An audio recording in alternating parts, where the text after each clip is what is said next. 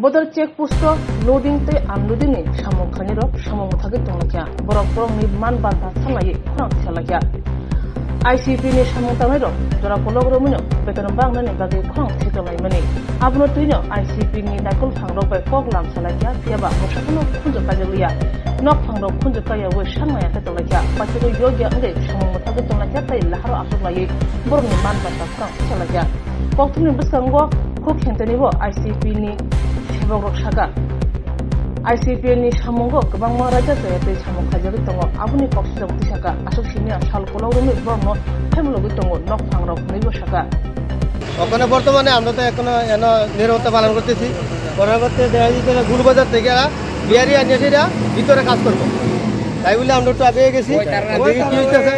হ্যাঁ বিয়া সাহেব আমরা পাঠাইয়ে দিচ্ছে আমরা আইয়া পড়ছি বিহারি আনো তারা দিচ্ছে আমরা প্রতিবাদ করছি না তারা কাজ করছে আমরা কাজ করুন না আইছি আমরা কাজ করুন আমরা দিন মজুরি মানুষ আমরা কাজ করতে রাজি কিন্তু আমরা ফেটও লাভ দিয়ে তো লাভ নাই আমরা তো ফেটে লেগে আইছি সবাই ফেটে লেগে আইছে আমরা তো পারতে তো আর বন্ধ করছি না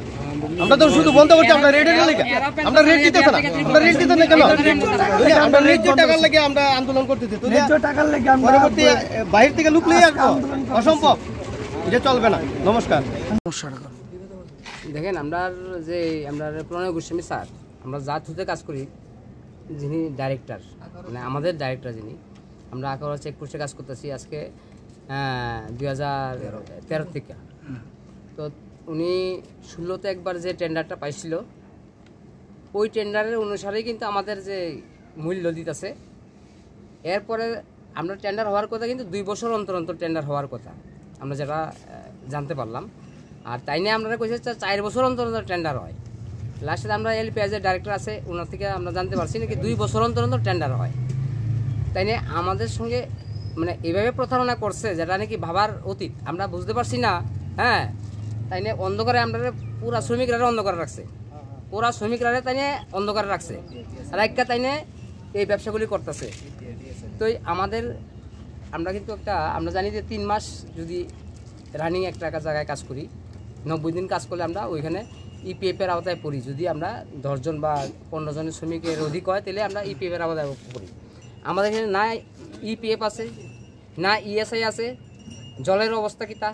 জলের অবস্থা আপনার যেটা নাকি মানুষ স্নান করে জলের একদম আয়রন প্রচুর আমরা বাধ্য হয়ে এই জল খাইয়া হয়ে আমরা কাজ করতে হইতেছে তো যেখানে আমরা 2 বছর অন্তর অন্তর টেন্ডার হওয়ার কথা তো এই অনুসারে আমাদের এই মূল্য বৃদ্ধি হওয়ার কথা কাজের মূল্য এখানে আমরা তাই নিয়ে 4 বছর অন্তর অন্তর টেন্ডার হয় মানছি 4 বছর অন্তর অন্তর টেন্ডার হয় কিন্তু তাই না এই অনুসারে আমরা 2বার টেন্ডার হয়েছে আরও কিন্তু তাই না ওই 2016 কাগজ দিয়ে ওই ওখান পর্যন্ত তাই না কাজ চালাই গেছে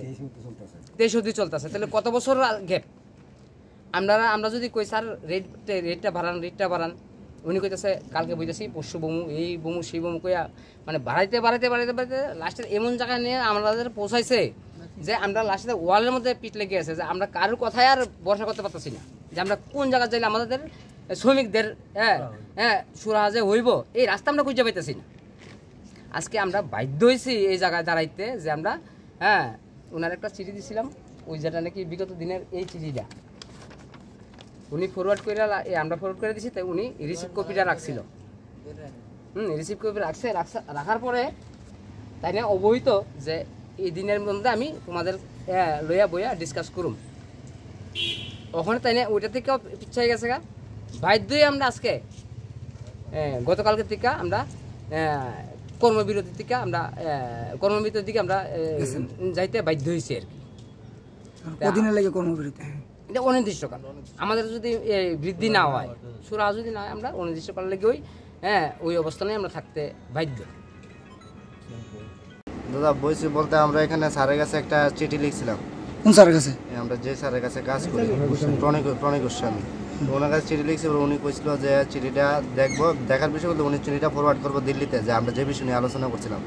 উনি সেটা নিয়ে আলোচনা করছেন না করছে সেটা আমরা জানি না উনি কইছে যে ফরওয়ার্ড করে দিছে বিষয়টা কি বিষয়টা ছিল আমরা নতুন করে মনে করেন যে মাল আমরা লোডিং আনলোডিং করে সেই বিষয়ে মানে আমরা রেট বাড়ানোর জন্য আর কি তো উনি কইছে